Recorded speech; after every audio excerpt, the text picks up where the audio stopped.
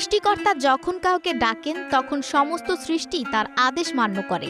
এমনই এক জীবন্ত দৃষ্টান্ত হয়ে উঠেছেন লিবিয়ার যুবক আমের মাহাদি মনসুর আল গাজাসফি, যার হজ যাত্রার রূপ নিয়েছে ঈমান ও আল্লাহর কুদরতের এক বাস্তব প্রমাণে।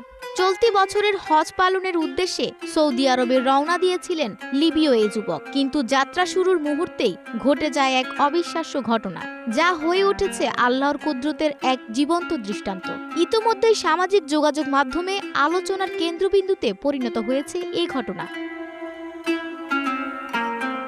দুদিন আগের ঘটনা, হজ পালনের উদ্দেশ্যে সৌদি আরবগামী একটি ফ্লাইটের শেষ যাত্রী ছিলেন আমের। দুপুর 12টা নির্ধারিত ফ্লাইটের সময় দলবদ্ধভাবে হজযাত্রীরা ট্রিপলি বিমানবন্দরে আসেন এবং বোর্ডিং সম্পন্ন করে বিমানে ওঠেন। কিন্তু শেষ মুহূর্তে আমেরকে জানানো হয় তার পাসপোর্টে একটি নিরাপত্তা সমস্যা রয়েছে, তিনি প্লেনে উঠতে পারবেন না।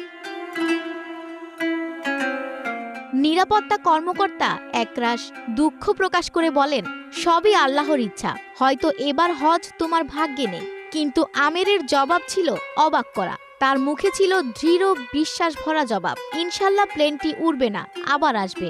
আমার নিয়ত হজ, আমি অবশ্যই যাব।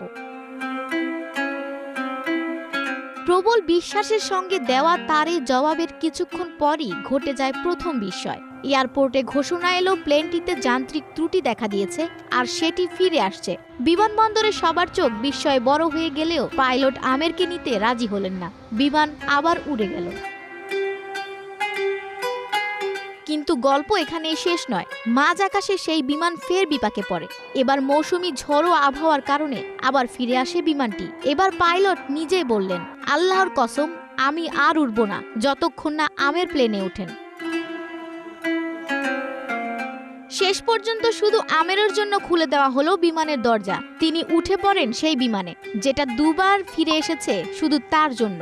সৌদি পৌঁছে তিনি বলেন, আমার আনন্দ ভাষায় প্রকাশযোগ্য নয়, আল্লাহ তার কুদরত দেখিয়েছেন।